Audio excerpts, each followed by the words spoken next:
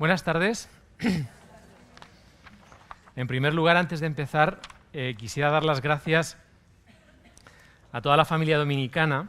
Me he vuelto a encontrar hoy con Juan Manuel Almarza, con Paquita, con compañeros de cuando yo estaba por Salamanca y también sé que hay gente de Albacete, de Valencia, y por lo tanto no es que quiera decir que me sienta como en mi casa, pero al ver a Juan Manuel, al ver a Paquita, en realidad he estado recordando viejos tiempos y viejos tiempos en los cuales yo era profesor de metafísica, y voy a volverles a hablar de una cuestión que tiene que ver con aquello que yo daba en Salamanca, que era la metafísica, y era el tema de la verdad, o dicho con otras palabras, no pienso darles ahora una clase de metafísica sobre teorías de la verdad, sino voy a plantear la verdad y voy a hacer una reflexión sobre el tema de la verdad, que es lo que nos han pedido, vinculado con el tema de la educación, y me voy a centrar en eso. No tengo mucho tiempo y por lo tanto he preferido hacer un pequeño guión, un pequeño esquema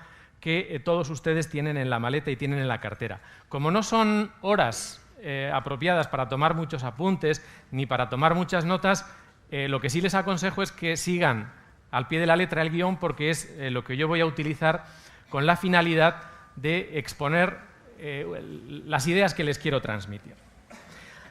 El título de mi intervención es Cerebros, emociones y personas de verdad.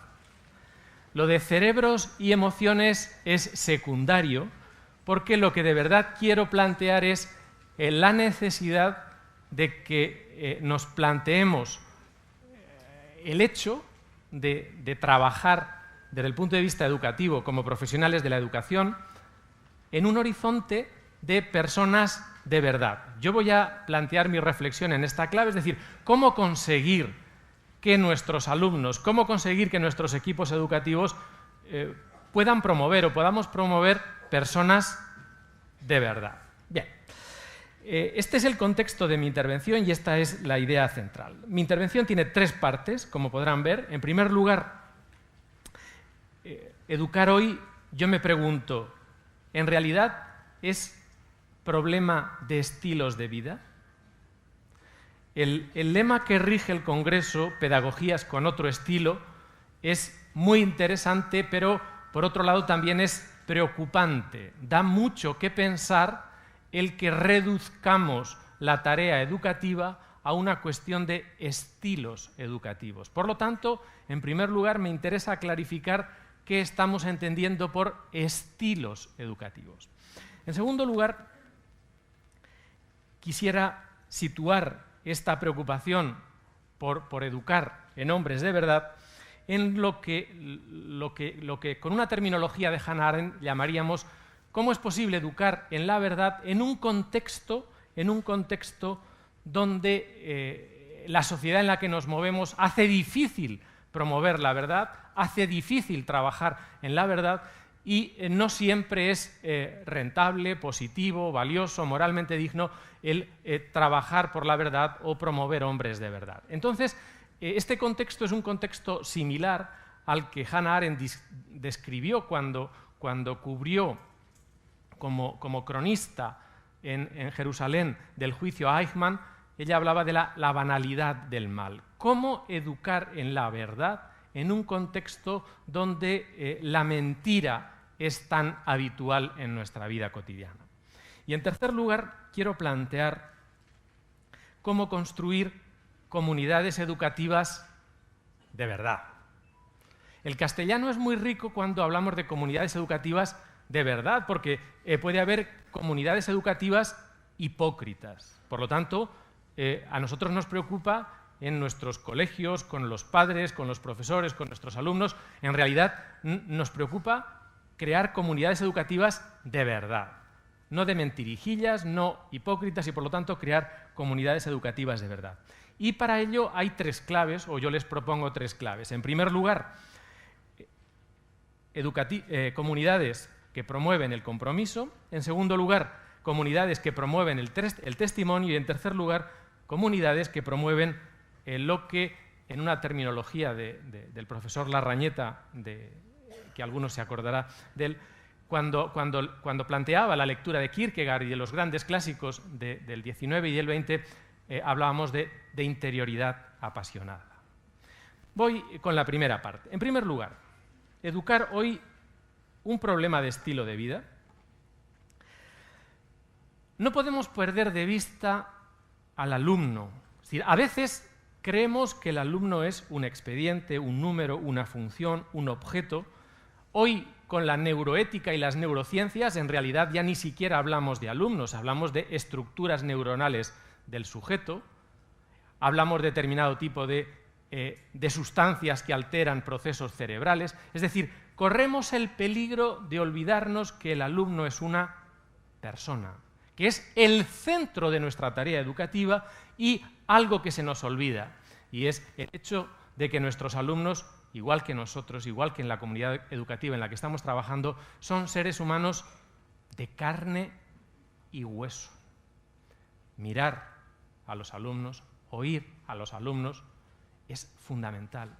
No son solo cerebros, no son solo un conjunto amorfo de emociones que hay que saber dirigir, sino que es fundamental caer en la cuenta de que el centro de nuestra tarea educativa no son funciones, no son ni siquiera ciudadanos o potenciales ciudadanos, sino que en realidad son, repito, seres humanos, personas de carne y hueso. En segundo lugar, aquí hay una cuestión importante cuando hablamos de estilo.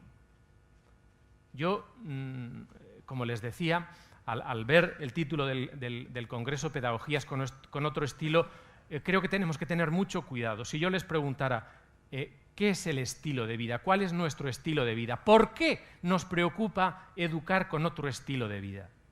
Pues parece ser que no estamos conformes ni contentos con el estilo de vida actual y creemos que es posible otro estilo de vida. Yo quiero que ustedes se pregunten y se planteen qué hay detrás de lo que llamamos estilos de vida. Porque no siempre detrás de los estilos de vida está esa preocupación inicial por la persona, por la verdad de la persona, sino que está única y exclusivamente una preocupación por las apariencias. En este sentido, cuando hablamos de estilos de vida, estamos hablando de una dimensión epidérmica. Me interesa promover un estilo de vida determinado, pero yo si les preguntara a ustedes, me dirían: nosotros en nuestra programación ridicular, en realidad, no estamos preocupados por esa dimensión puramente externa y estética, estamos preocupados por una dimensión de profundidad, de radicalidad, que en el lenguaje cotidiano y habitual no se identifica solo con el estilo. Entonces, es importante caer en la cuenta de que a nosotros, como comunidad educativa, no nos preocupa solo la parte externa de la educación, cómo aparecen nuestros alumnos, sino que nos preocupa la forja del carácter, la forja de las virtudes de la tradición dominicana. Es muy importante caer en la cuenta de que el concepto de estilo de vida al que nosotros nos estamos refiriendo no es un concepto estético o estetizante, sino que es un concepto profundamente moral. Es un concepto profundamente que llamaríamos parecido al de forma moral, virtud moral. Estamos preocupados por un estilo de vida, por otro estilo de vida, y estamos preocupados por poner la vida en plenitud de forma. ¿Por qué? Pues porque no hacemos ejercicio. ¿Sí o no? ¿Ustedes van al gimnasio? ¿Están en forma? ¿La operación bikini la han puesto en marcha? Parece ser que no estamos del todo en forma. Supongo que se habrán visto en el espejo, igual que nos hemos visto por las mañanas, dices, no estoy del todo en forma. Pues bien, por eso necesitamos una pedagogía con otro estilo de vida. ¿Por qué? Pues porque parece ser que nuestros colegios no están en plena forma. Parece ser que el estilo que llevamos tiene que apuntar en otra dirección. Por lo tanto, si nos preocupa el estilo, tenemos que dejar claro que no es como de puertas afuera de nuestro colegio se entiende estilo de vida. Nos preocupa el estilo de vida en tanto que conjunto de virtudes, articulación del carácter, como lo que en la tradición filosófica española llamamos una verdadera forma de vida, como posibilidad de vivir en forma y en plenitud de forma. ¿Por qué nos preocupan los estilos de vida y por qué la verdad es importante en los estilos de vida? Porque en realidad, y este sería el tercer punto, nos preocupa la verdad dentro de los estilos de vida porque entre el decir y el hacer hay un gran trecho. Porque decimos unas cosas y hacemos otras. Y hay un estilo de vida en el cual uno dice una cosa y hace otra. Ese no es nuestro estilo de vida. Buscamos un estilo de vida en el cual haya correlación entre el hacer, el decir, el hacer. Es decir, que nuestras palabras digan algo, nuestras palabras valgan, que funden realidad y que no sean pura epidermis verbal. Esto es importante cuando hablamos de la verdad. No piensen ustedes que estamos hablando de teorías de la verdad, no estamos hablando de especulaciones filosóficas de la verdad. Cuando en educación hablamos de la verdad, estamos diciendo fundamentalmente qué relación hay entre lo que dices y lo que haces, entre teoría y praxis. El buen maestro no es aquel que dice muchas cosas y sabe las máximas teorías de la verdad. El buen maestro es aquel que probablemente no sepa todas las teorías de la verdad ni las tenga que conocer, pero es un ejemplo de vida. Por lo tanto, nos preocupa la verdad dentro de los diferentes estilos de vida porque somos sensibles ante la inadecuación, ante el desajuste entre los discursos, entre el decir y el hacer. Y este es uno de los problemas educativos más importantes, de que nos instalamos en la comodidad, nos instalamos en la mentira y a veces hemos perdido ese respeto por las palabras, esa fuerza de las palabras, esa dignidad del decir que habría que recuperar. Es normal muchas veces esta falta de respeto por las palabras porque piensen ustedes que en realidad parece ser que vivimos en una época descrita por Lipovetsky como una época en la cual se ha producido el crepúsculo del deber. Ya no hay grandes deberes, ya no hay éticas de obligaciones y de sanciones, sino que en realidad vivimos en tiempo de éticas indoloras.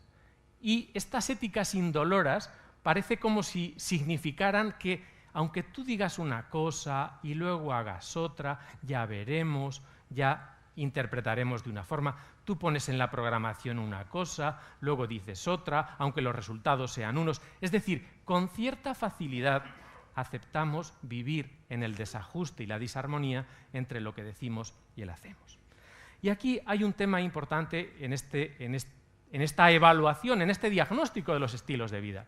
Y es, aunque el ambiente, aunque el estilo de vida dominante en realidad sea un estilo de vida que busca la responsabilidad y todos estamos preocupados por una educación en la responsabilidad, nuestras programaciones educativas se olvidan de una categoría fundamental y es la categoría de sujeto, y es la categoría de vulnerabilidad, y es la categoría de fragilidad, y es la categoría de culpabilidad. Es muy difícil encontrarse con una programación educativa donde recuperemos un uso crítico de la noción de falta, de la noción de culpa. Claro, luego nos preguntamos por qué la gente no vive en la verdad.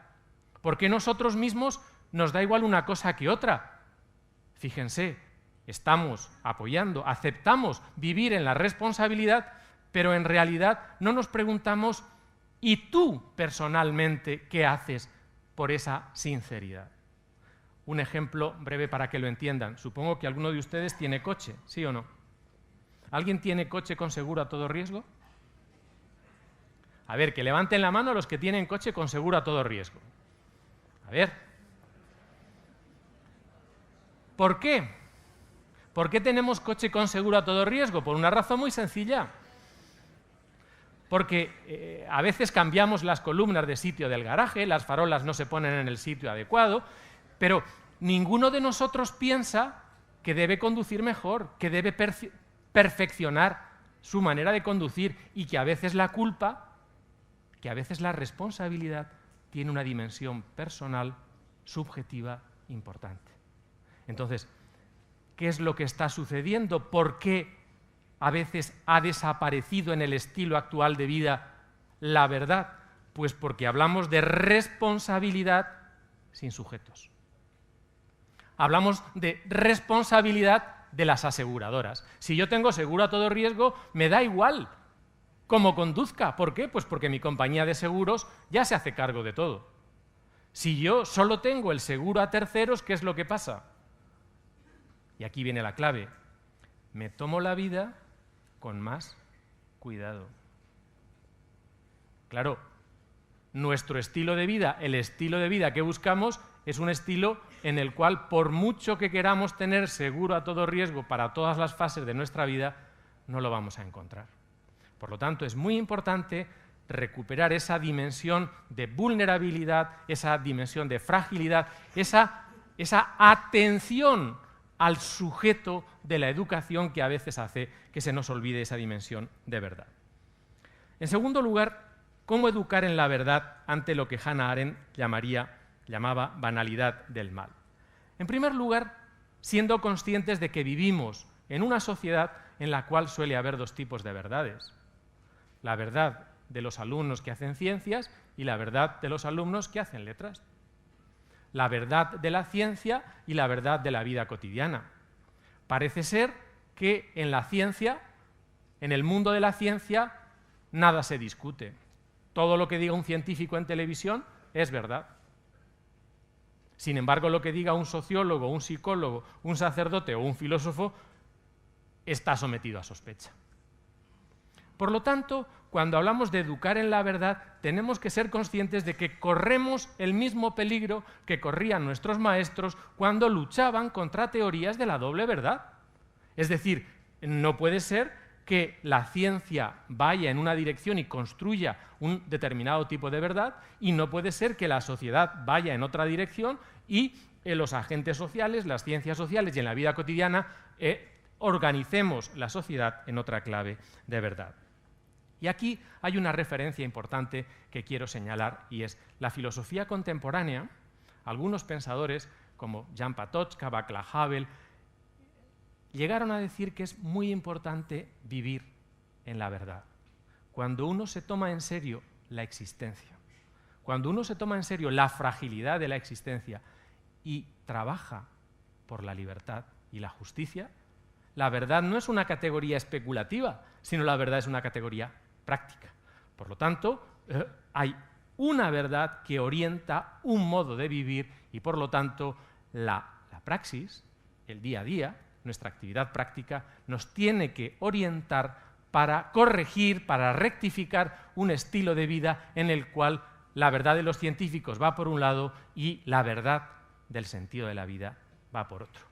A veces en los hospitales, en las unidades de cuidados paliativos, en los centros de críticos o de Alzheimer, nos damos cuenta que la ciencia y la técnica llegan hasta donde llegan. Pero luego hay otra dimensión humana olvidada que habría que recuperar. Por lo tanto, cuando hablamos de educar en la verdad, tenemos que darnos cuenta de que no puede haber dos verdades, de que tenemos que trabar un compromiso educativo donde la verdad de la ciencia y la verdad de la vida cotidiana no vayan por caminos separados, no sean vidas paralelas, sino que en realidad converjan. Y aquí la experiencia educativa de vivir en la verdad es fundamental. En segundo lugar, es difícil educar en la verdad hoy porque hay un olvido intencionado de la verdad. Ciertas teorías filosóficas dicen que estamos en tiempo de la postverdad. No sé si lo han oído hablar, supongo que les resultará familiar aquello de la postmodernidad, ¿sí o no? Estuvimos en la premodernidad, llegamos a la modernidad y en algunos países hemos ido tan aceleradamente por la modernidad que ahora estamos en la posmodernidad. Pues bien, hay quienes piensan que en realidad, al haber llegado a la posmodernidad, donde no hay grandes teorías, grandes especulaciones o grandes ideologías, vivimos en un tiempo de la postverdad. En tiempos de ideologías no daba igual el gato que se tuviera. Ahora, supongo que le sonará aquella famosa expresión, gato blanco, gato negro, lo importante es que cace ratones. ¿Por qué se dice esta expresión? Pues porque parece ser que las grandes ideologías no son importantes, sino que lo realmente importante es el resultado. Parece ser que da igual que uno sea de derechas, que de izquierdas, liberal, que conservador. Lo realmente importante es que crezcamos y que España funcione y España vaya bien. Entonces, esto, desde el punto de vista cultural y educativo, es muy importante porque en el horizonte cultural en el que nos estamos moviendo parece ser como si viviéramos en un mundo de la postverdad, como si lo único importante no fueran las grandes teorías, los grandes valores, los grandes proyectos de estilo de vida, sino los pequeños microrelatos. Por lo tanto, la filosofía, cuanto menos horas se tenga en el bachillerato mejor, cuanto menos tiempo se le dedique mejor, porque los filósofos generan dolores de cabeza, se preocupan por la verdad, plantean teorías de la verdad, y lo realmente importante es tener puestos de trabajo, tener crecimiento económico y tener algo que gastar en un tipo de civilización de la postverdad. ¿Resultado? El resultado lo tenemos. ¿Cuál es el resultado? Pues que ante la verdad nos encontramos con dos grandes actitudes. Una, el fundamentalista, y otra, el relativista. Es decir, los educadores, cuando uno dice, no, yo es que creo en la verdad, un fundamentalista. Y si alguien dice, no, es que Jesucristo es camino, verdad y vida, más fundamentalista.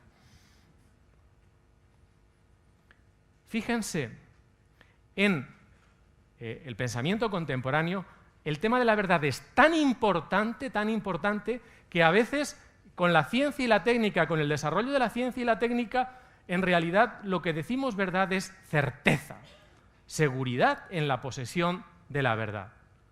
Y ante esa seguridad en la posesión de la verdad, repito, nos vamos a encontrar con dos actitudes. Ante la preocupación por la verdad nos vamos a encontrar con dos actitudes. Por un lado, repito, quienes buscan fundamentar la verdad o dar razón de aquello que es verdad, en realidad van a ser llamados fundamentalistas. E incluso aquellos que se amparan única y exclusivamente en un tipo de verdad van a ser llamados fundamentalistas. Es decir, personas dogmáticas que en realidad no buscan el diálogo, sino que se aferran única y exclusivamente a una tradición, a un dogma, a una idea, van con el caballo, con las ojeras, con las anteojeras puestas. Entonces, una actitud habitual. En nuestros claustros es habitual encontrarnos con compañeros que tienen claras las cosas, claras y distintas. Pero también es normal encontrarnos compañeros que no tienen clara ninguna cosa y distinta ninguna. Entonces, en nuestros claustros, en las mesas camillas de los colegios, nos vamos a encontrar, por un lado, con profesores, con compañeros, incluso en las reuniones con padres sucede lo mismo, que tienen claras las cosas, que tienen clara la verdad. Y otros que en realidad pasan ampliamente, que no les preocupa la verdad, que da igual la búsqueda de la verdad desde el punto de vista educativo. Lo importante son los resultados, el 7,5 en selectividad. Padres que buscan solo resultados. Mire ustedes que tenemos un proyecto educativo ridicular que lo vamos a transmitir a ustedes. Es que nuestra programación es excelente, nuestro colegio es excelente. No.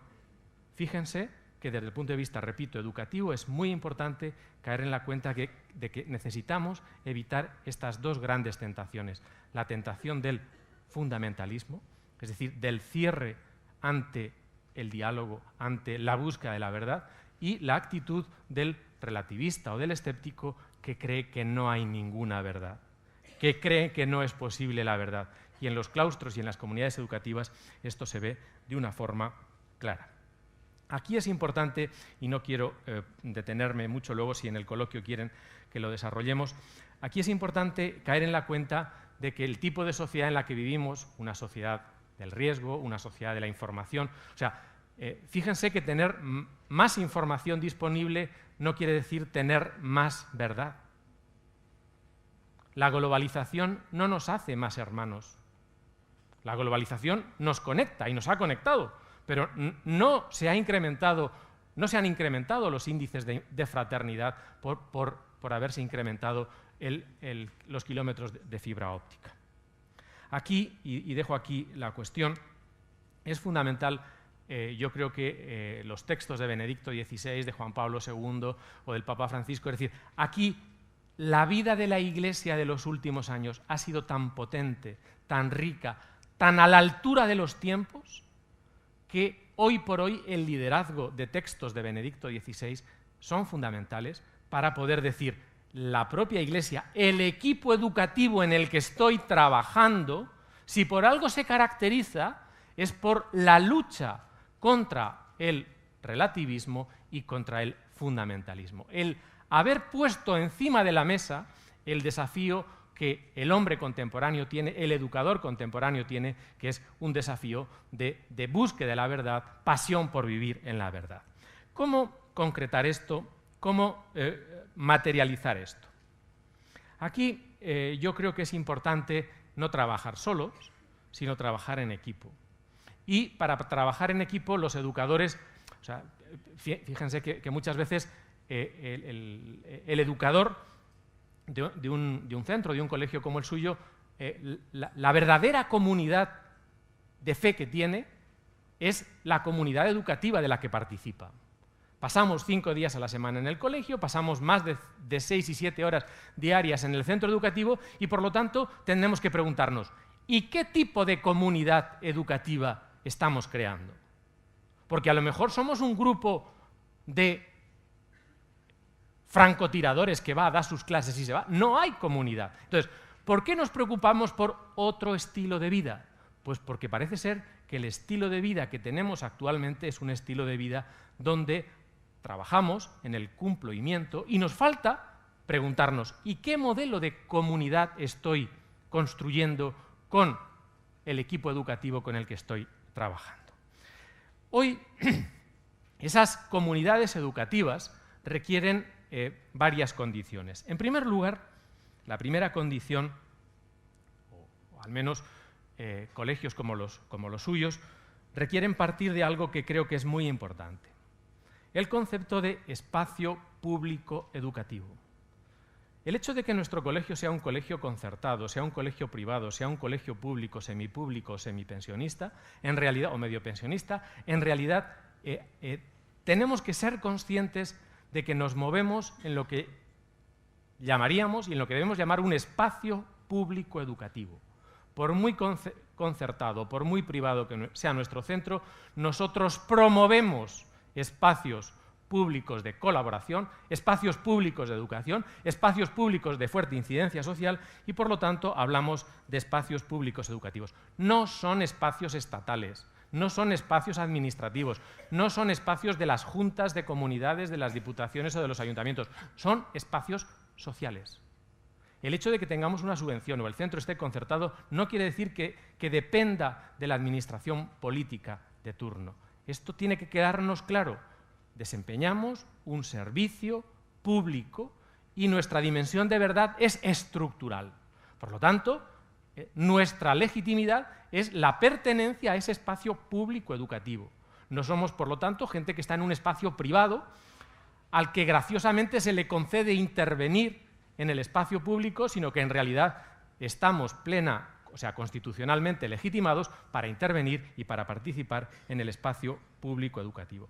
Formamos parte de la sociedad civil y tenemos que ser conscientes de eso con independencia de que tengamos concierto de un tipo o concierto de otro. En segundo lugar, este espacio público educativo que permite que distintas confesiones religiosas. En España estamos mal acostumbrados porque solemos tener al árbitro de nuestra parte, pero tenemos que empezarnos a acostumbrar que haya confesiones religiosas distintas que participen en el espacio educativo distinto, en un espacio educativo común. Por lo tanto, es importante caer en la cuenta de que cuando intervenimos, cuando participamos en el espacio público educativo, lo hacemos desde una tradición religiosa, desde una confesión religiosa, desde un determinado modo de jugar al fútbol, para que me entienda la expresión.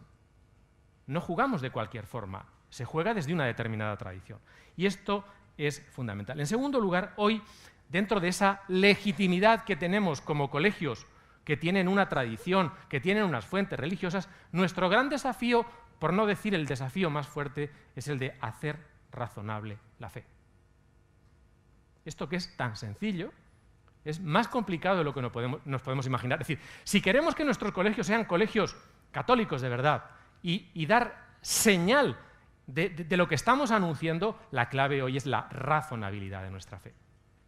Cuando hablamos de nueva evangelización y se habla de la evangelización para arriba y la evangelización para abajo, la clave está en la razonabilidad de la fe, la promoción de la verdad en los espacios públicos educativos. ¿Cómo conseguir esto? Pues yo creo que aquí la clave, ahí les pongo en el esquema, en realidad nuestros colegios no están, o sea, fíjense que muchas veces desde el punto de vista político un centro concertado o un colegio concertado se presenta ante la opinión pública como un centro que ahorra dinero al Estado. ¿Por qué? Si la finalidad nuestra no es ni ahorrar dinero ni de dejar de ahorrárselo. Nuestra finalidad es anunciar una verdad que creemos que sigue viva. Claro, si nosotros no creemos en eso y no creemos que esa experiencia del resucitado en la comunidad educativa es capaz de transformar la cultura, pues no estamos haciendo nada, no estamos cumpliendo con nuestra misión. Lo que decimos de misión, visión y valores, ¿dónde está entonces? Por lo tanto, ese otro estilo de vida que aspiramos está relacionado con la verdad que gestionamos como tradición, que buscamos como comunidad y no que imponemos a nadie. Para eso es importante, ahí se lo pongo en el esquema, educar como hombres y mujeres de verdad que se toman en serio. Fíjense, uno de los grandes sinónimos de la verdad es la autenticidad. Que se toman en serio, autenticidad, la pertenencia a una determinada comunidad, la participación en una tradición. Lo que no es tradición es plagio.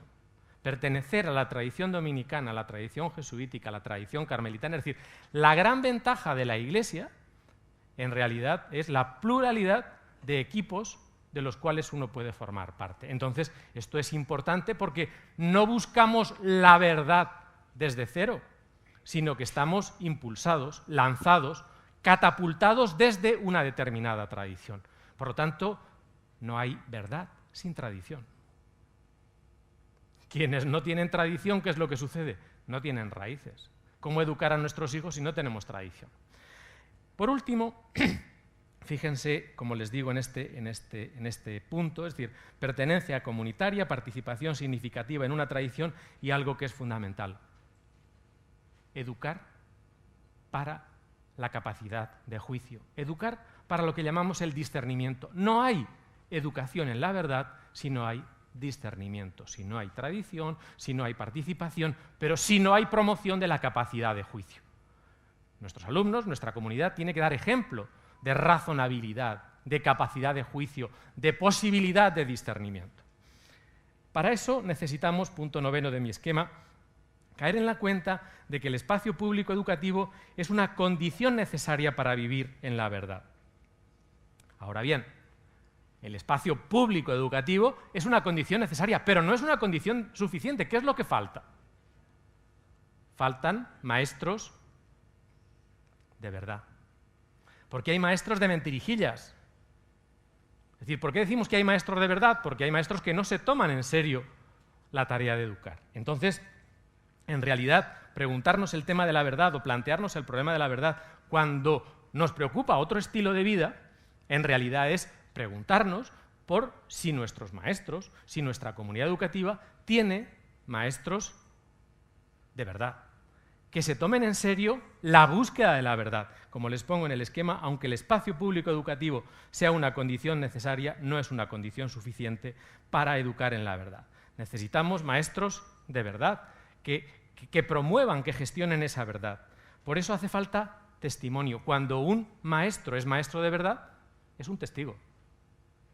Da testimonio de la historia, de la literatura, de la religión, de la física, es decir, el saber que transmite ya no es un saber libresco o aséptico, sino que en realidad está vinculado a esa búsqueda comunitaria de la verdad. Por lo tanto, ese maestro, ese profesional de la educación, ¿qué es lo que sucede?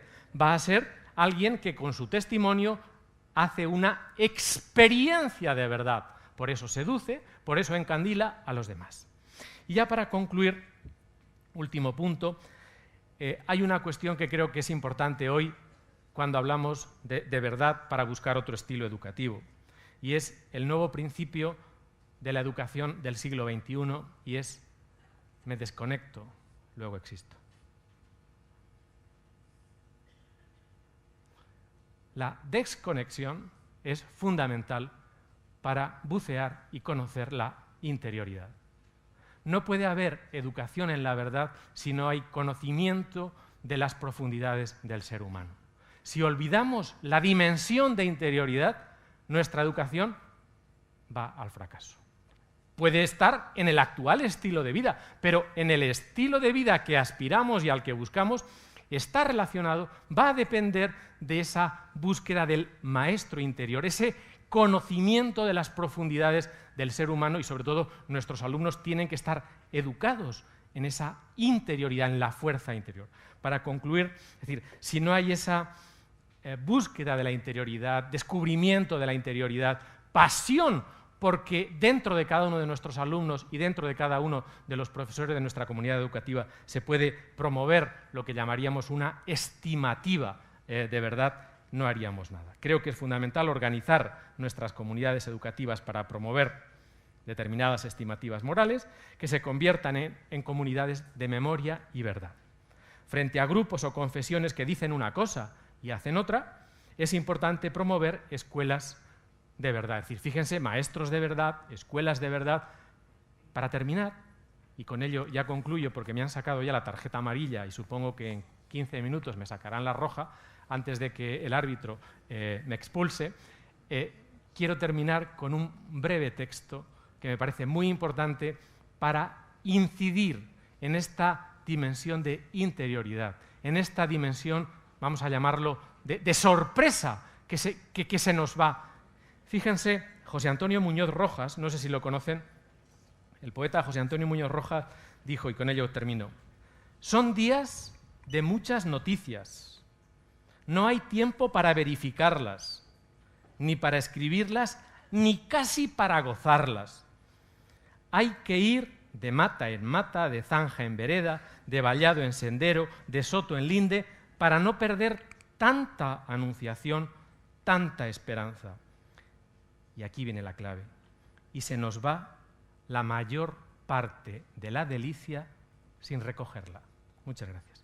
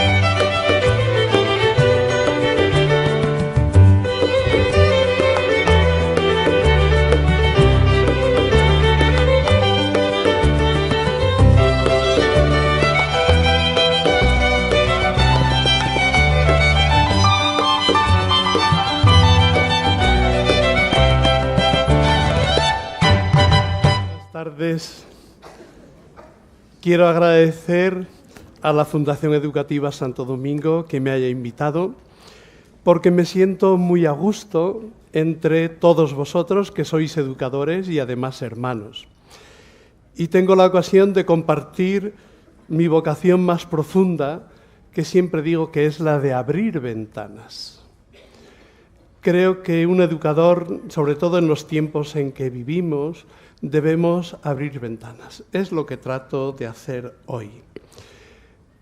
Cuando me invitaron hace 2 años, con ocasión de la celebración del célebre sermón de Montesinos, los 500 años, con el título, con el lema, la compasión que se hace grito, pues me encargaron el tema de la compasión y desde entonces le llevo dando vueltas. Quiero confesar que para mí ha sido todo un descubrimiento. Y me parece que es algo importantísimo. Tiene muchísimas facetas. En primer lugar, era el criterio de educación que tenían los griegos a través de las tragedias. Lo importante era que experimentaran el sentimiento del otro, particularmente el sentimiento del dolor y del sufrimiento. Era lo que mejor educaba para formar una comunidad entre todos. Me he dado cuenta también de que es muy importante en el tema de la educación, en el tema de las emociones, en el tema de la imaginación, en el tema de la política y sobre todo en el tema de la creación de capacidades. En este sentido, pues los personajes de los que voy a hablar van a ir en esta línea. Durante mi charla quiero presentar una serie de personajes que son verdaderas luces para nuestro tiempo. Es un tiempo de incertidumbre donde aparece todo, pero no todo da lo mismo. Yo quisiera invitaros a que veamos las luces de nuestro tiempo. Entonces he pedido que pongamos en las proyecciones estos personajes, para que toméis nota de cómo se llaman, cómo se escribe, los podáis descubrir en Internet. Me parece que todo eso os va a facilitar y os va a abrir muchísimas ventanas, como me las han abierto a mí. Me toca el tema de la compasión. El tema de la compasión fue definido por Aristóteles, que hizo una síntesis de cómo se trataba este tema de la educación en las tragedias griegas. Y lo definió de tal manera, la compasión, que luego todos los escritores indefectiblemente han copiado los textos de Aristóteles en la retórica. Allí nos dice: la compasión es una emoción dolorosa dirigida al infortunio o sufrimiento de otra persona. No es una emoción ciega, dice Martha Nussbaum, sino que conlleva siempre tres elementos cognitivos que expresamente lo señala Aristóteles: la gravedad de la situación, el inmerecimiento de esa situación y el hecho de que me puede ocurrir a mí. En primer lugar, quiero hablar de Martha Nussbaum diciendo una serie de cosas.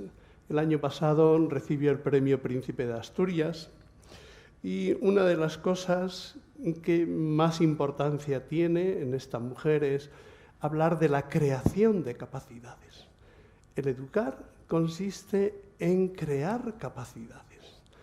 Y crear capacidades es posibilitar que la vida de uno se realice en excelencia con una condición, la condición de la dignidad humana, que es precisamente de la libertad.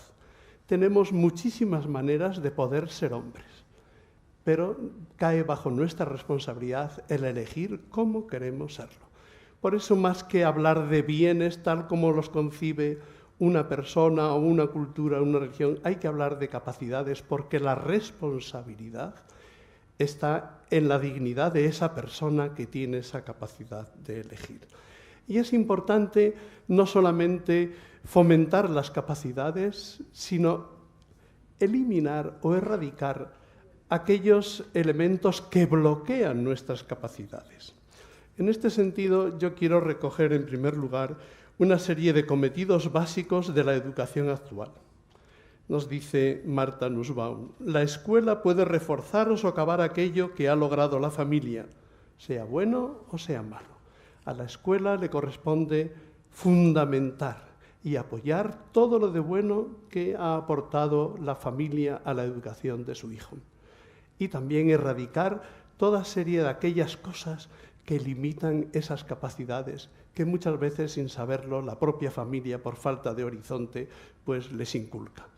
Dice Martha Nussbaum: la escuela puede desarrollar la capacidad del alumno de ver el mundo desde la perspectiva del otro. Es muy importante aprender a ver el mundo desde la perspectiva del otro. La escuela puede inculcar actitudes frente a la debilidad y la impotencia, que den cuenta del ser débil, que el ser débil no es vergonzoso y que necesitar de los demás no es indigno de un hombre. Una de las cosas es que este concepto de la compasión de Aristóteles está tejido bajo una visión muy realista. Los hombres somos vulnerables. Los hombres tenemos momentos de debilidad. Y quisiera recordar hoy que hoy es cuando más vulnerables somos los hombres porque nos faltan con frecuencia los apoyos de la propia familia. Todo el mundo sabemos, conocemos a nuestros amigos o incluso nos ha podido pasar a nosotros mismos.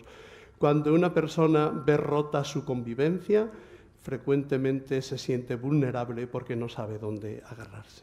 La escuela, además, tiene que desarrollar la capacidad de sentir un interés genuino por los demás, estén cerca o están lejos. Esto lo dice Martha Nussbaum, porque la tercera condición que pone Aristóteles para que sintamos compasión es sentir que me puede ocurrir, tener la experiencia de la propia vulnerabilidad.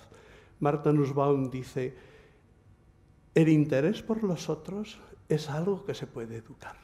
Entonces es la tarea fundamental de nuestra educación, no solamente el ayudarnos a vivir con estas necesidades demandando la ayuda de los demás, sino siempre sentir esa solidaridad con los demás que viven cerca o que viven lejos.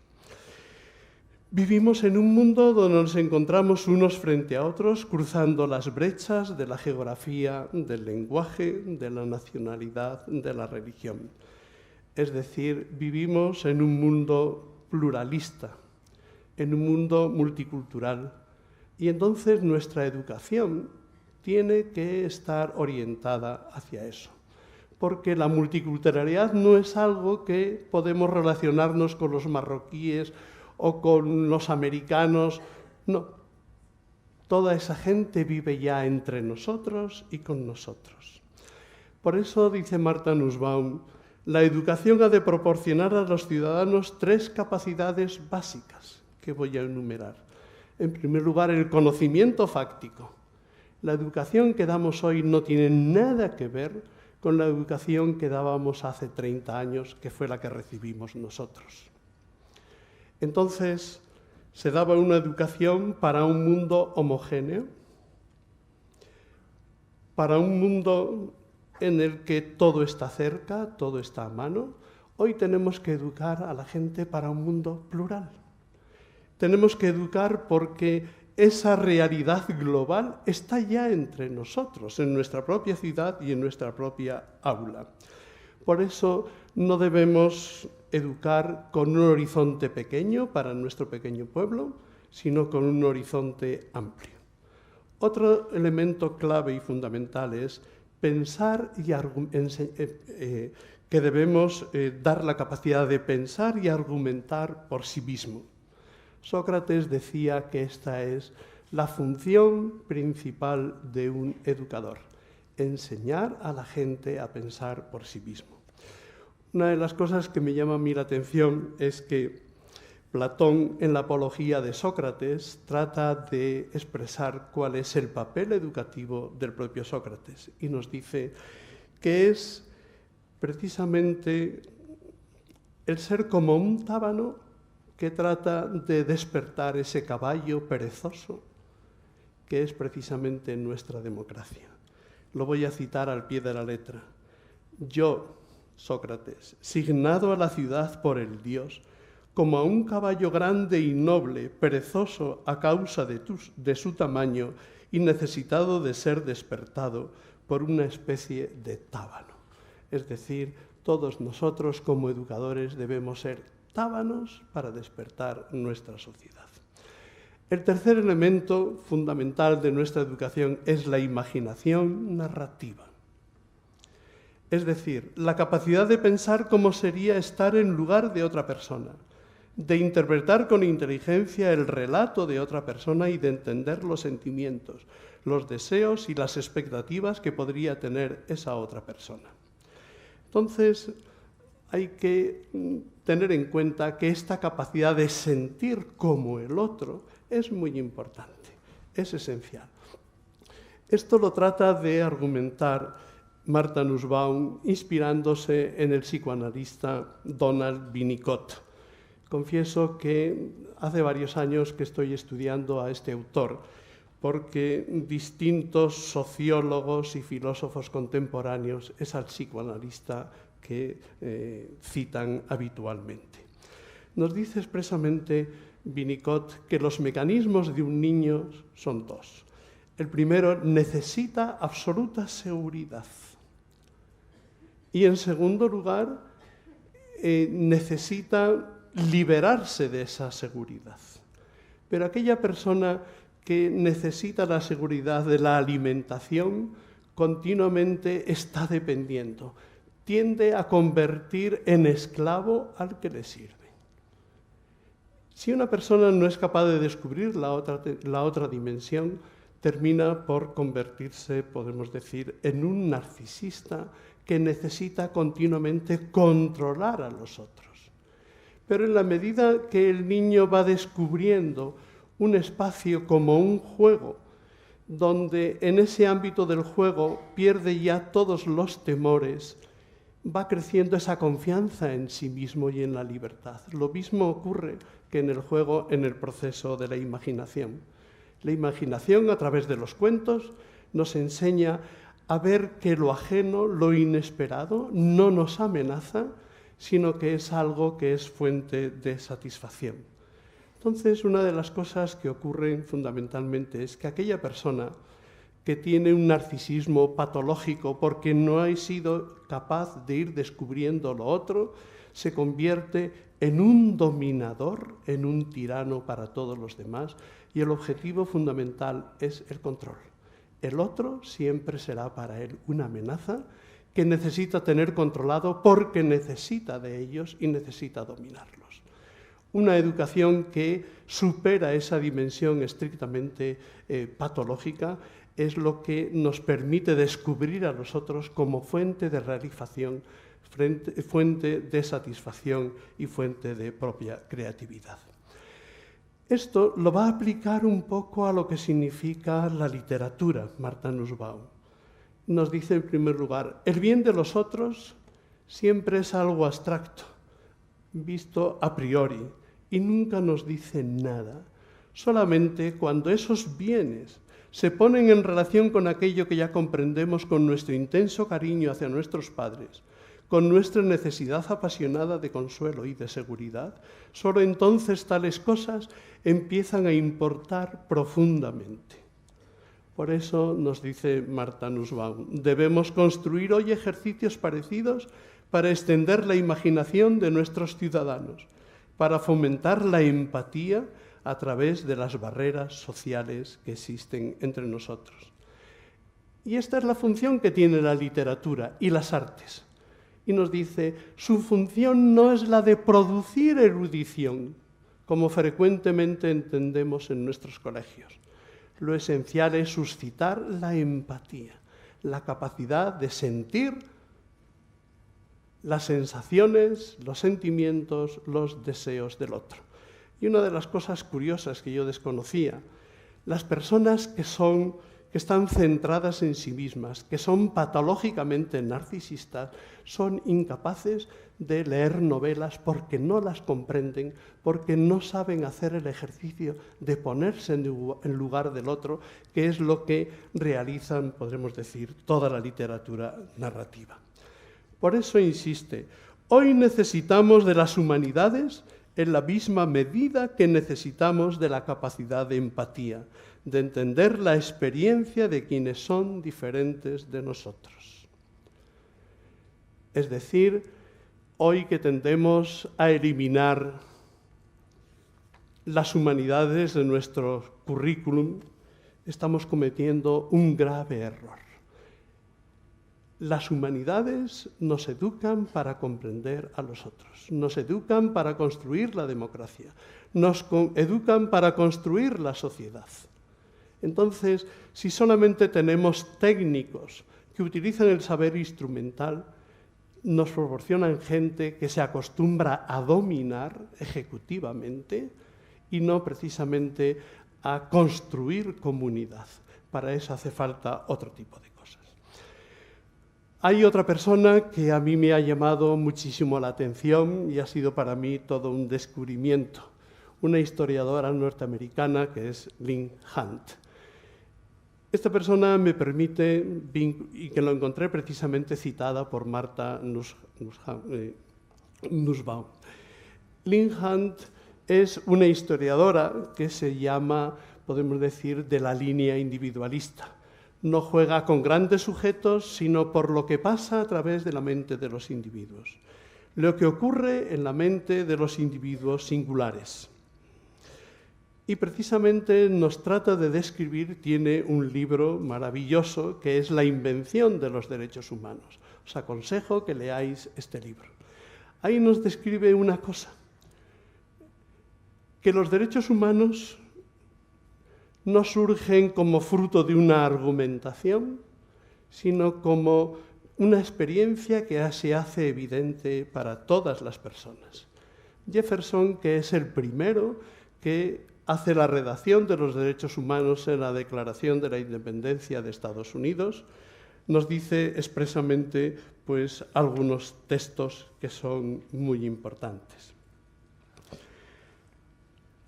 Nosotros consideramos que las siguientes verdades son sagradas e innegables. Aparece una redacción un tanto compleja, pero unos días después dejó escrito esta otra redacción mucho más simple. Nosotros consideramos que estas verdades son de por sí evidentes, que todos los hombres son creados iguales y que están dotados por su creador de ciertos derechos inalienables, entre ellos los derechos a la vida, a la libertad y a la búsqueda de felicidad. 13 años después, cuando ocurre la Revolución Francesa, Lafayette, que había participado en las luchas de Norteamérica, va a estar presidiendo una comisión que es la de la creación de los derechos humanos por los franceses. Estuvieron 40 personas reunidas prácticamente durante más de un mes y de los 40 artículos que pensaban discutir y exponer lo que son los derechos humanos, solamente después de larguísimas y exhaustas discusiones consiguieron redactar 24. Estos 24 se van a proclamar sin ninguna demostración, sin ninguna argumentación. ¿Por qué? No son capaces de darlas. Es algo que ya es evidente para todos ellos. Pero estos derechos humanos los van a poner como el fundamento de todo gobierno, es decir, como fundamento de la soberanía y de todas las leyes. Algo cuya demostración no tiene, sino que es algo evidente por sí mismo. Por eso dice Leigh Hunt, sostengo que la afirmación de la obviedad es crucial para la historia de los derechos humanos. ¿Cómo llegaron los derechos humanos a ser evidentes por sí mismos? Pues surgieron de modo paralelo dos elementos fundamentales, la autonomía y la empatía. La autonomía individual está anclado en una conciencia cada vez más profunda de la separación e inviolabilidad del cuerpo humano. Tu cuerpo te pertenece, mi cuerpo me pertenece, y ambos debemos respetar los confines entre uno y otro.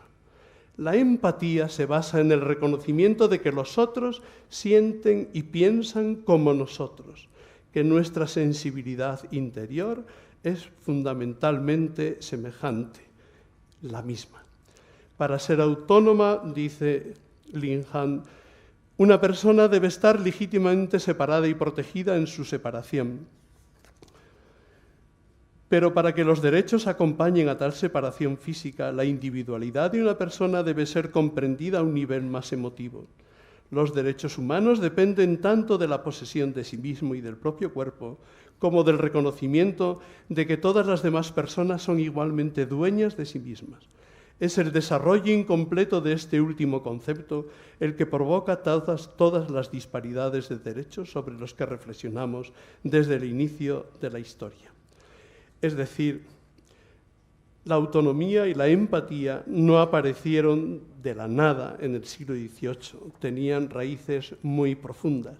Pero en el siglo XVIII ocurren toda una serie de procesos que aceleran esta situación y provocan esta conciencia. En primer lugar, la autoridad absoluta del padre sobre los hijos fue puesta en discusión. El público comenzó a asistir a espectáculos teatrales y a escuchar música en silencio.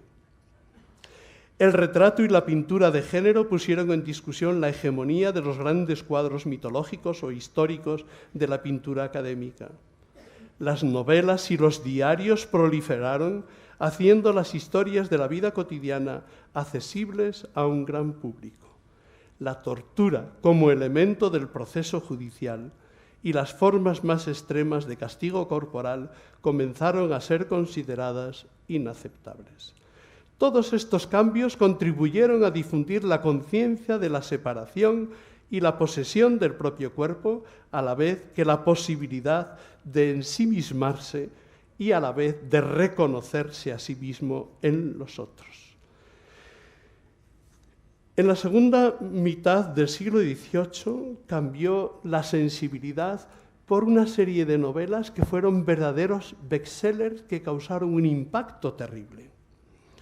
Tuvieron especial repercusión lo que se llaman las novelas que describen la interioridad cotidiana. Tuvieron especial repercusión social las novelas psicológicas de Pamela y Clarissa, de Richardson, y Julia, de Rousseau.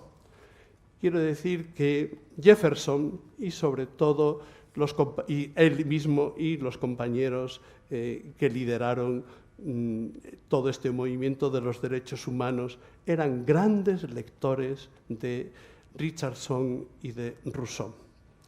Clarissa y Julia terminaron por simbolizar la individualidad misma. Según el politólogo Benedict Anderson, dice que crearon estas novelas una comunidad imaginada. Crearon lo que podríamos definir la empatía imaginada, que sirve de fundamento a los derechos humanos. Es imaginada no en el sentido de que es algo artificial, sino que el otro es experimentado como algo semejante a uno mismo. En este sentido, aprendieron a pensar en los otros como iguales a ellos mismos, que aunque había diferencias de clases sociales, tenían los mismos sentimientos, los mismos sufrimientos, la misma interioridad. Yo quiero decir que toda esta declaración de los derechos humanos la hizo Jefferson, siendo todavía, podemos decir, dueño de una serie de posesiones que estaban trabajadas por esclavos. Es decir, va mucho más adelante la psicología que la situación, podríamos decir, social. Incluso Lafayette es un aristócrata. Para un aristócrata lo importante es las diferencias de clase. Pues este señor aprendió precisamente a través de estos sentimientos de la empatía y de la compasión. Hubo una serie de filósofos que son del siglo XVIII, de la segunda mitad, que son los filósofos escoceses, que son Hutcheson, Hume, Adam Smith. Todos ellos saben perfectamente esto. Y ellos tuvieron la intención de crear una sociedad laica que estuviese radicada en este concepto de la compasión. La compasión era la palabra de origen latino, pero ellos, como eran ingleses, prefirieron la raíz griega y por eso lo tradujeron por simpatía. La simpatía no es ni más ni menos que la decisión de compartir el mal del otro, compartir la situación del otro. Es decir, es una propuesta activa de solidaridad y de cercanía, en primer lugar. Hay que decir que todos ellos fueron lectores de estas novelas y que la primera novela que se publicó en Norteamérica porque era de Lorenz Sterne, llevaba por título El poder de la compasión, The Power of Sympathy. En tercer lugar, hay otro personaje que me llama a mí mucho la atención. Ha hablado ya de él extensamente Agustín Domingo Moratalla y me he sentido muy reconciliado, muy reconfortado con esta identidad que tenemos por otros capítulos muy amplios. Yo quisiera hablar de Hannah Arendt respecto a los derechos humanos. Los derechos humanos no es el desarrollo o el fruto de toda una serie de convicciones más o menos teóricas. Los derechos humanos se declararon en 1945 y se hizo ya la presentación en 1948 y tiene un elemento clave y fundamental. La proclamación de los derechos humanos en la modernidad, en la actualidad, recuerda y tiene como referente los actos de barbarie ultrajantes para la conciencia de la humanidad. Este diagnóstico lo dio precisamente Hannah Arendt y hablaba de que se habían creado dos aporías, dos contradicciones en el pensamiento moderno. La primera aporía es que los estados nacionales, que tenían la obligación de ejecutar los derechos humanos, porque eso es una dimensión pública, no privada, primero sobre las minorías y luego, excluyeron del Estado primero las minorías y luego a grupos enteros. En vez de proteger los derechos humanos de esa gente, los declararon como no humanos y así los exterminaron. Pero la segunda aporía, contradicción de la modernidad, es mucho más grave. Es que se perdieron todas aquellas certezas que se tenían hasta entonces, en la naturaleza, en la fe y en la razón. El concepto de derechos humanos era lo más importante a reconstruir después de la Guerra Mundial, de la Segunda Guerra Mundial. Y fueron los derechos humanos el fundamento de toda la construcción política. Ella no solamente insiste en estos aspectos, tiene también una reflexión que yo no quiero alargarme, pero que conoce perfectamente Domingo Moratalla. Ella, una de las cosas que le llamó la atención, es que después de su gran amor por Heidegger, no pudo continuar esto, tuvo la experiencia de juzgarle a él mismo después de la Segunda Guerra Mundial, cuando había estado enamorado de él. Pues dije expresamente que no siguió su amor con Heidegger, no porque él estuviera casado, sino porque se había hecho nazi. Y siempre decía ella, sin amor y en consecuencia carente de un estilo amable y manteniendo solamente una razón altamente intelectual y abstracta, no se pueden comprender muchas cosas. La ausencia de emociones ni causa ni promueve la racionalidad. La objetividad y ecuanimidad ante la tragedia inaguantable pueden ser aterradoras. Lo contrario de lo emocional no es lo racional, sea cual fuere el sentido que le damos a este término, sino la incapacidad de dejarse conmover, que suele ser un fenómeno patológico, o bien como el sentimentalismo, que es una especie de perversión del sentimiento. Y a propósito de esto, utiliza el mismo criterio respecto a Eichmann y respecto a Heidegger. Es esta monstruosidad de ser incapaces de conmoverse. Por eso dice, solamente podemos comprender las personas y las situaciones concretas, no abstractamente en la inteligencia, sino precisamente cuando sentimos la emoción de su cercanía. Podemos decir, en estos tiempos en que hablamos tanto de racionalidad, solamente podemos comprender, y el mundo llega donde es capaz de llegar nuestra capacidad de imaginarnos a los otros con sus sentimientos. El cuarto personaje que quiero presentaros es también muy importante. Curiosamente tiene mi misma edad o incluso es más joven que yo, es Thomas Pogge. Me he dedicado, a propósito del tema de los derechos humanos, a leer toda una serie de autores contemporáneos. Jan Ziegler, este suizo que clamaba siempre, yo le conocí, obtuve noticias de él hace unos 20 años cuando iba a los veranos a Suiza, era el que clamaba por abrir el secreto de los bancos suizos. Pues bien, este es el relator de la ONU para el derecho humano a la alimentación. Nos dice expresamente, hace ya tiempo que no se da una fatalidad de la pobreza, sino que se trata de una masacre silenciosa. A propósito de esto, la pregunta es, ¿quién tiene la responsabilidad ante esta situación? Los teóricos actuales de los derechos humanos responden de distinta manera. Wolfgang Kerting dice que solo se puede hablar de obligaciones de distribución en contextos interestatales. Cada Estado tiene la obligación de cuidar a sus pobres. Los otros no son de nadie, nadie tiene la obligación. Rawls no habla de derechos, sino que habla de obligación moral, y la obligación moral afecta a quien quiere, pero no son obligaciones de carácter jurídico como los derechos humanos.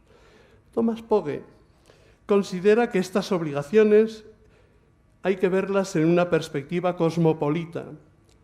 Desde esta perspectiva, no solo, dice expresamente, todos los estados pobres, sino también cada uno de los ciudadanos del mundo que sufre pobreza, tienen derecho a reclamar ante su propio Estado. No solamente ante su propio Estado, sino también ante cada uno de los estados del mundo y ante la comunidad mundial de estados. Después de darnos toda una serie de informes que están recogidos en este libro, nos dice que de los 6.000 millones de personas que somos en nuestro mundo, unos 3.000 millones, casi la mitad, el 48%, viven en una condición de pobreza tan grave que cada año mueren 18 millones de personas prematuramente. Y más de la mitad de estas defunciones, nos dice unos 19.000 al día, es de niños menores de 5 años. Mientras ocurre esta catástrofe silenciosa, esta catástrofe humanitaria, se perpetúa cotidianamente 1.000 millones, que somos nosotros de personas, prosperamos usufructuando del 80% de los consumos globales. Y no solamente eso, él nos ayuda a ver cómo los grandes países estamos instrumentalizando y usufructuando a todos aquellos países que viven en la pobreza, que trataron de salir de la situación colonial y hoy día son los grandes productores de materias primas que no les beneficia a ellos para nada, sino que genera todas las guerras.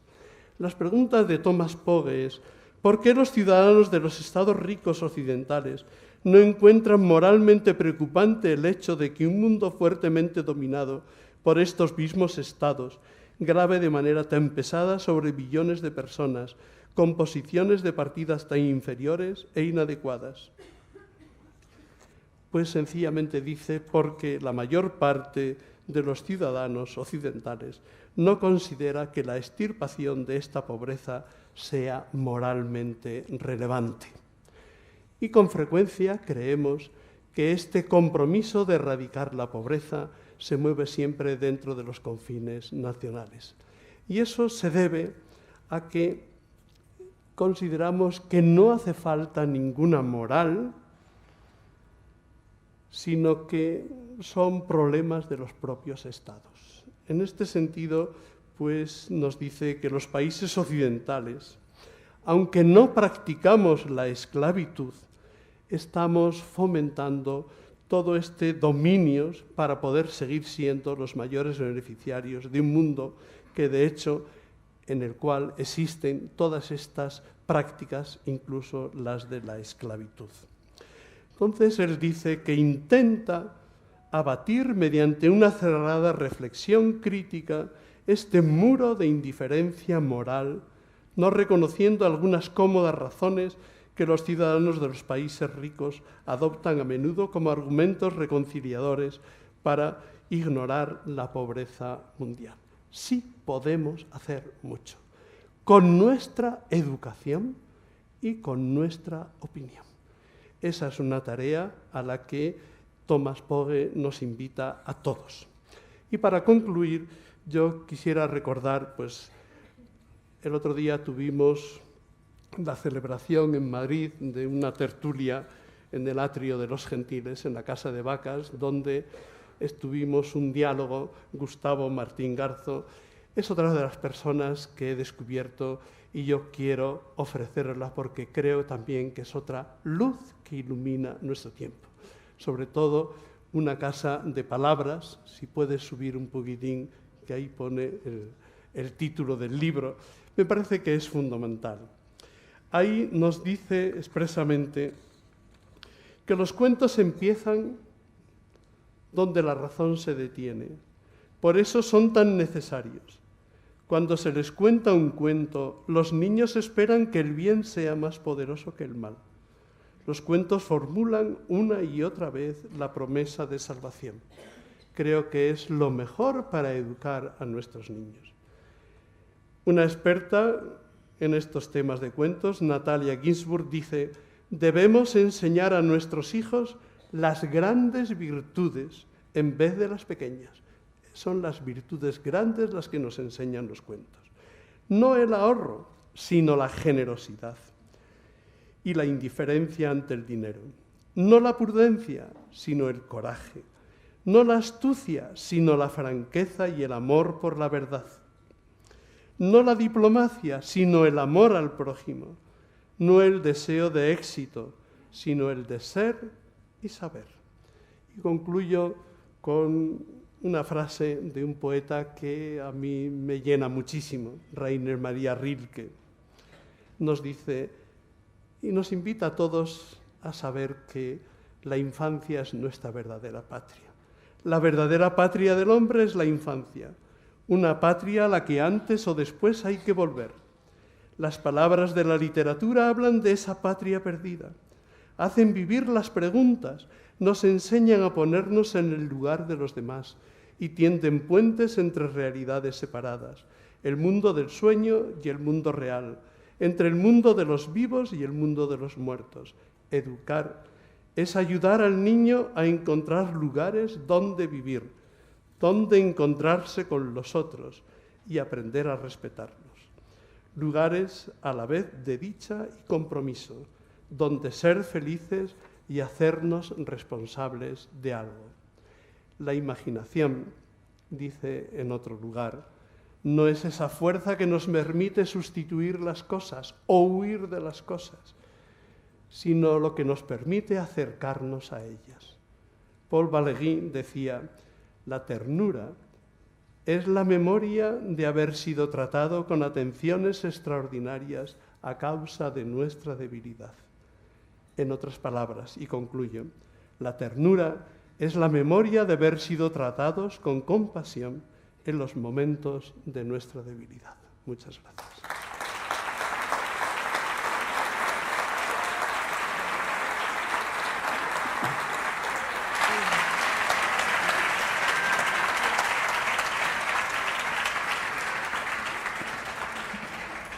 Juan Manuel, muchísimas gracias por esta bellísima intervención sobre la compasión. Te pido que nos acompañes a la zona de coloquio. Invito a Agustín Domingo a acompañarnos también. Ahora mismo, y desde que hemos empezado el congreso,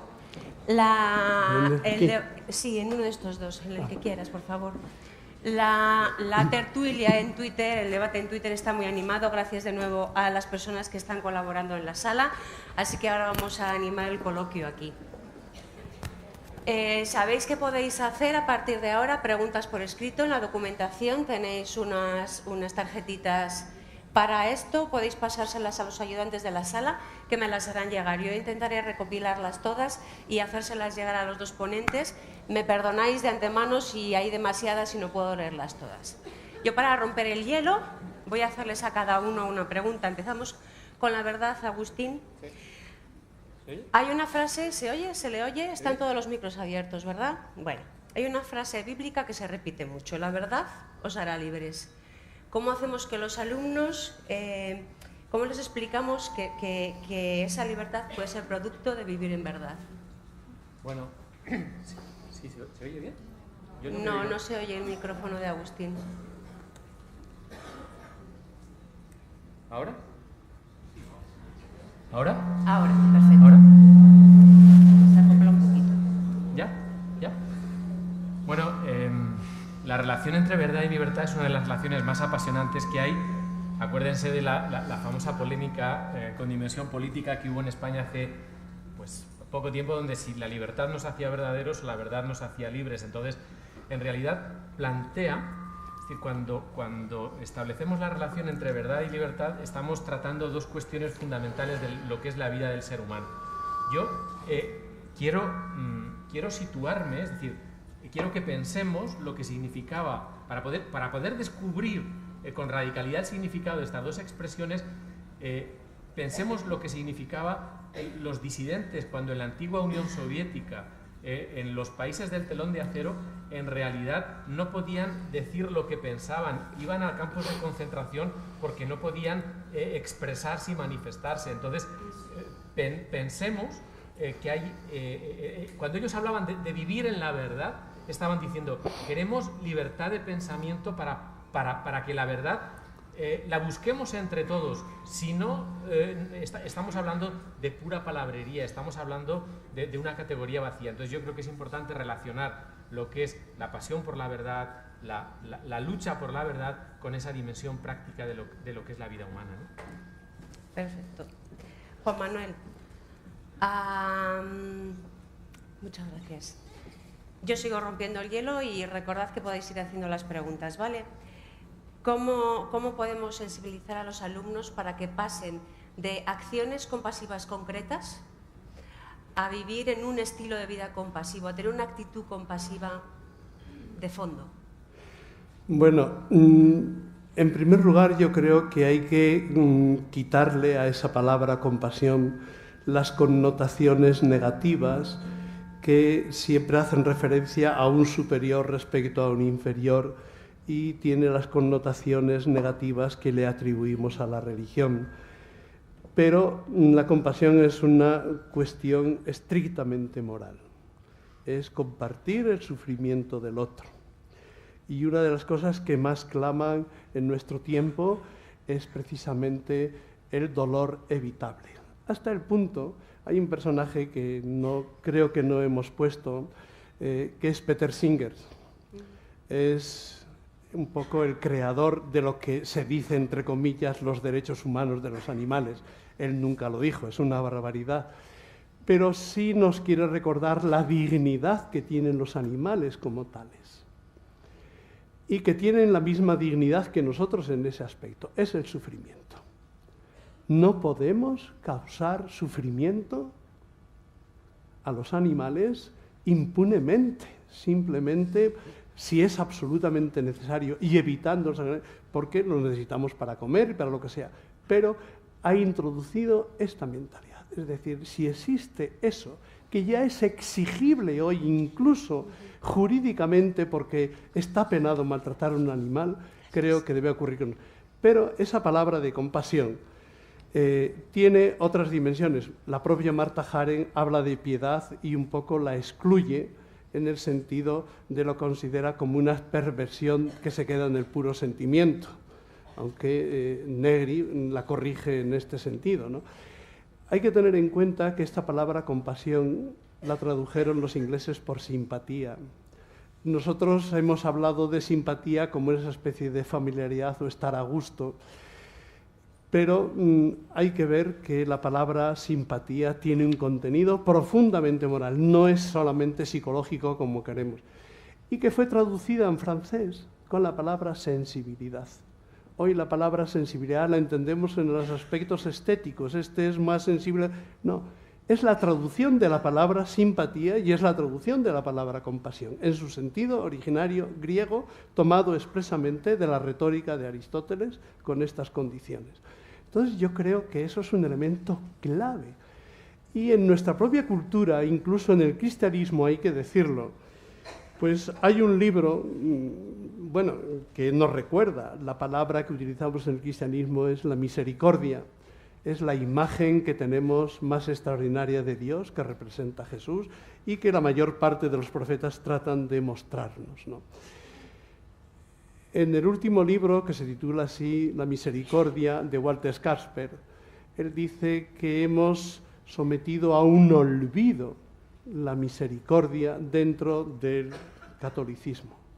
Y se debe en gran medida a San Agustín, que San Agustín huía, o sea, se apoyaba en Aristóteles, se apoyaba en Platón, huía todo lo que significaba aristotélico, y entonces pues basaba mucho más el término de la autoridad, de la bondad, pero Santo Tomás defiende clarísimamente la compasión, porque Santo Tomás, siguiendo a Aristóteles, es muy consciente de la condición humana, de la vulnerabilidad. Creo que esa palabra hoy suscita nuestra ternura. Cada vez debemos llamar, y esto lo he propuesto hace pocos días, los lugares del tercer mundo donde se sufre tanto, creo que los deberíamos llamar lugares de vulnerabilidad. Es decir, podemos acceder a ellos en la medida en que tenemos experiencia de nuestra propia debilidad y la aprendemos a través de la literatura, porque es la única manera de no verles como lejos, como algo que nos merece. Debemos entrenarnos en la sensibilidad. Ahora, alguna pregunta para ti. Voy a agrupar dos que creo que, Agustín, nos puedes responder a la vez. Nos preguntan, en primer lugar, ¿en qué se diferencia un posicionamiento en la verdad del fundamentalismo? Y, por otra parte, ¿cómo relacionar y vincular verdad y diálogo? ¿Cómo educar para el diálogo? Entre fundamentalismo y relativismo está la senda de la búsqueda de la verdad con otros en diálogo. ¿Cómo educar para ello? Bien, yo creo que las dos preguntas podría responderlas conjuntamente. Vamos a ver, yo planteo es decir, yo creo que buscar la verdad, trabajar por la verdad y promover un estilo educativo en la verdad está relacionado con el diálogo. Recordad la famosa frase de Machado, tu verdad no, la verdad, y ven conmigo a buscarla, la tuya, guárdatela. Entonces, es importante recuperar esa dimensión dialógica de la verdad si queremos evitar el fundamentalismo de quienes se sienten propietarios y administradores en exclusiva de la verdad. Es decir, la verdad no es monopolio de una confesión religiosa, de un grupo político o de una determinada ideología. Es decir, la verdad es una condición de posibilidad de que podamos vivir juntos y estar juntos. Por lo tanto, en realidad, una cosa es el fundamentalismo, es decir, aquel que se siente propietario, dueño y en este sentido se olvida del otro, y lo que llamaríamos la constitución dialógica de la verdad. Por lo tanto, no hay verdad si no hay diálogo, y cuando hablamos de diálogo no hablamos de simple conversación, sino hablamos, o al menos en la tradición filosófica en la que nosotros nos movemos, es muy importante, estamos diciendo, hay una constitución dialógica de la razón. Nuestra razón no es solipsista, no es monológica. Podemos pensar bien y nuestra fe es razonable porque en realidad es constitutivamente dialógica. No sé si sí, me explico. Perfectamente. Hay una pregunta dirigida a los dos, ¿sí? Cualquiera de vosotros o ambos. Habéis insistido ambos, nos dicen, en la importancia de las humanidades en la educación. Claro. ¿Qué podríamos hacer para prestigiarlas? Pues proponer... Bueno, ¿puedo? Sí. Sí, luego nos responde Juan Manuel. Bueno, pues lo que hay que hacer es leer más, creer más en las humanidades y, sobre todo, desde el punto de vista de las reformas educativas, en la medida en que los centros educativos puedan tener autonomía o puedan tener más autonomía, potenciar el teatro es fundamental. Es decir, todo lo que sea promover el teatro es promover las humanidades. Todo lo que es promover la poesía es promover las humanidades. Todo lo que es promover la lectura, la investigación en este tipo de áreas de conocimiento que son aparentemente despreciadas por una sociedad y una racionalidad excesivamente técnica, es apuntalar el tema de las humanidades. Entonces, yo creo que hay una tarea subversiva, es decir, hoy creer en las humanidades, potenciar el latín, el griego, la filosofía. Cuando digo el teatro, estoy diciendo no solo obras, no estoy diciendo solo Antígona, estoy diciendo, ojo, porque cuando un centro educativo decide promover y hacer una obra de teatro, se implica todo el centro, y entonces, en realidad, estamos indirectamente promoviendo las humanidades. Repito, las comunidades autónomas van a tener determinado margen para promover determinadas materias, pero los centros van a tener que especializarse, y yo creo que hoy, desde el punto de vista de la educación en la fe, de la promoción de otro estilo de vida, es decir, habrá centros que promuevan las humanidades en el sentido más potente de la expresión, aunque eso sea contracultural. Es decir, a corto plazo esto es contracultural. A corto plazo, perder el tiempo en una obra de teatro significa tener una media más baja en selectividad. Pero hay que darse cuenta de que la selectividad va a pasar a la historia, eso ya no tiene sentido, y por lo tanto hay que trabajar en un horizonte de diciendo, bueno, en una economía de incertidumbre, en una economía y en un proceso industrial donde lo realmente importante va a ser el apostar por cuestiones a largo plazo, es fundamental salir de nuestros centros educativos, trabajar y promover una forma mentis verdaderamente humanista, una sensibilidad por lo que es la tradición humanística. Bueno, tendremos la oportunidad durante este congreso, mañana por la tarde de hecho, ¿sí?, de ver una experiencia en la que un colegio ha apostado por el teatro y nos va a traer una obra que promete, os lo aseguro. Dinos, Juan Manuel, tu opinión. Yo creo que de la caída de las humanidades no tiene mucha culpa los gobiernos, sino nosotros mismos. Nosotros mismos las hemos convertido en Marías, las humanidades, en la medida en que formamos parte de esa cultura tecnológica, del rendimiento, de la utilidad, etcétera, etcétera. Y yo creo que son fundamentales para construir ciudadanos, no solamente para algunos que se dedican a estudiar eso profesionalmente, sino para todos los alumnos. Y en las tres dimensiones. En la medida en que vivimos en una sociedad compleja, necesitamos formarnos en lo que es la vida de todos los otros. En cada colegio deberíamos aprender de dónde vienen los productos, cómo están fabricados, en qué condiciones. Esto nos abre al mundo de los otros. En nuestra sociedad cada vez más compleja, donde hay tantísimas opiniones, solamente hay una, la de Internet, que es un mare magnum, pues no todas las cosas dan igual. Deberemos fomentar, como diría Sócrates, el espíritu crítico. Una persona que no es capaz de pensar por sí misma no merece la pena, dice el propio Sócrates. Entonces, todo el mundo sabemos que los medios de comunicación no están determinados por diferentes ideologías, sino el que paga exige, estos periodistas tienen que decir esto, sostener, todos lo sabemos, pero todos nos empeñamos en seguir leyendo lo mismo que es decir, nosotros mismos estamos eliminando la capacidad crítica, la primera, la nuestra. Y en tercer lugar, esta otra dimensión de la narrativa y de las artes, es decir, a ellas les pertenece descubrir el mundo del sentido. Y nosotros, como comprometidos en una dimensión religiosa, o tenemos un sentido, aunque sea secular en nuestra sociedad, que es muy digno, muy noble, puramente secular, tenemos un sentido. Hoy la enfermedad más grave de nuestro tiempo, y esto pues también dentro de esta incertidumbre, de este vacío que afecta a cantidad de sujetos, es lo que llama Recalcati, un psicoanalista italiano, son las clínicas del vacío. Es decir, allí donde los usuarios son gente que no sienten nada, que no tienen emociones, que no tienen sentido, son las clínicas del vacío, son las enfermedades más terroríficas.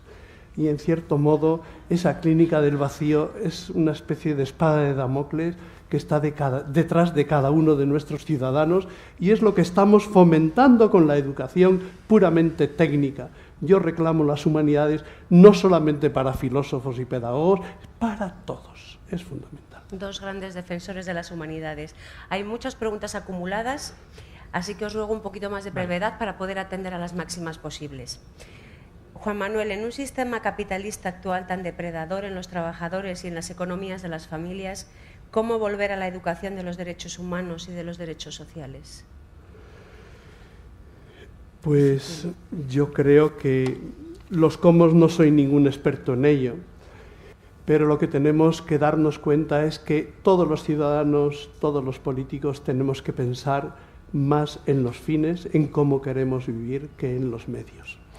Y que ciertamente esos derechos no son esos derechos morales para cumplir si sobra dinero, no. Son los derechos que están significando nuestra propia dignidad. Creo que más que dejar a gente abandonada, una de las cosas que a mí más me ha impactado es que un joven, una vez que está 3 años en el paro, ya no es recuperable. Es decir, una persona que se levanta a las 10, a las 12, se acuesta, no tiene ninguna obligación, cuando tiene 18, 19, 20, ya no es recuperable. No es el problema económico, es que es una persona que ya no será nunca capaz de someterse a una disciplina. Entonces creo que es algo que va mucho más allá de la economía. Habría que fomentar esa posibilidad de trabajo, aunque todo el mundo tuviésemos que trabajar solo 4 horas o 5 horas. Sí, quizás sea una utopía, pero mi idea va por ahí. Claro, la situación es terrible. Agustín, te vuelvo a juntar 2 preguntas, casi 3. ¿Es la duda, tú puedes, no sé, ¿es la duda la esencia del ser humano? ¿Los alumnos valoran nuestro trabajo cuando dudamos sobre algún tema? Dice también, has hablado de escuelas de la verdad. A veces nos hace falta la confianza de unos en otros. ¿Cómo hacemos creíble ante los jóvenes, cómo hacernos creíbles ante los jóvenes y sus familias?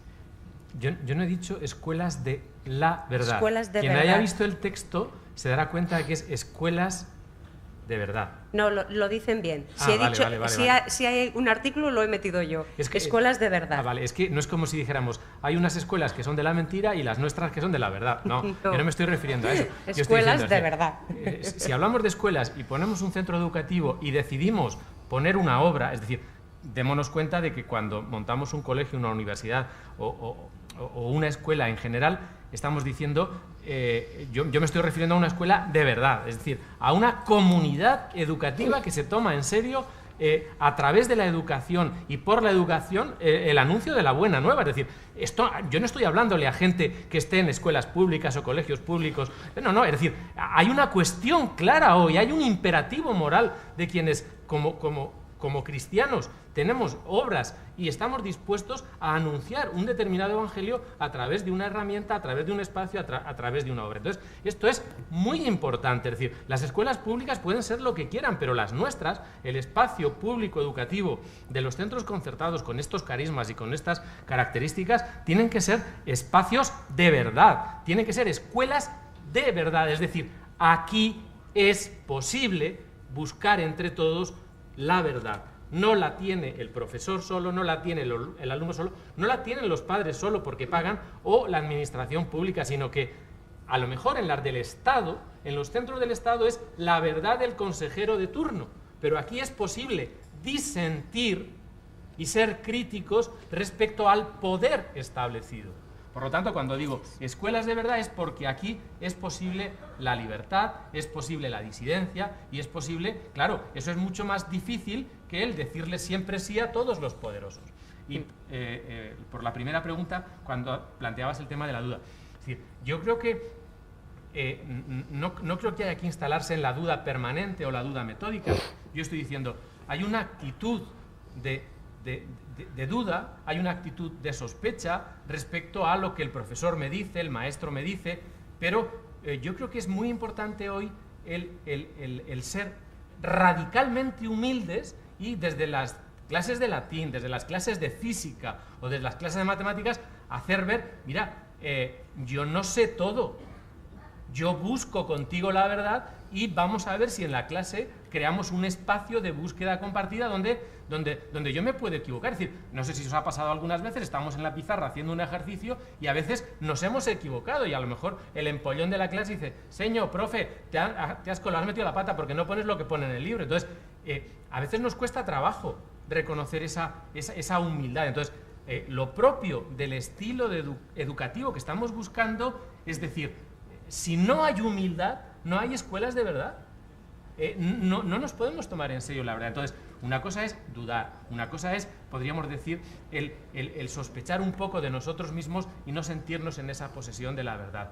Pero hoy nuestros alumnos piden referencias, acuden a nosotros como maestros de verdad, pero no como maestros de certezas.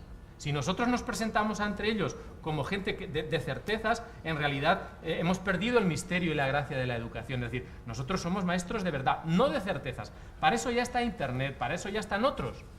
Para eso ya habrá científicos, técnicos, tecnólogos, lo que queramos.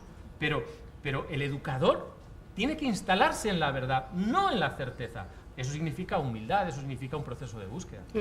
Me gustaría, vamos, pido por el tema es de Agustín, pero hemos tenido una trayectoria intelectual pues muy semejante.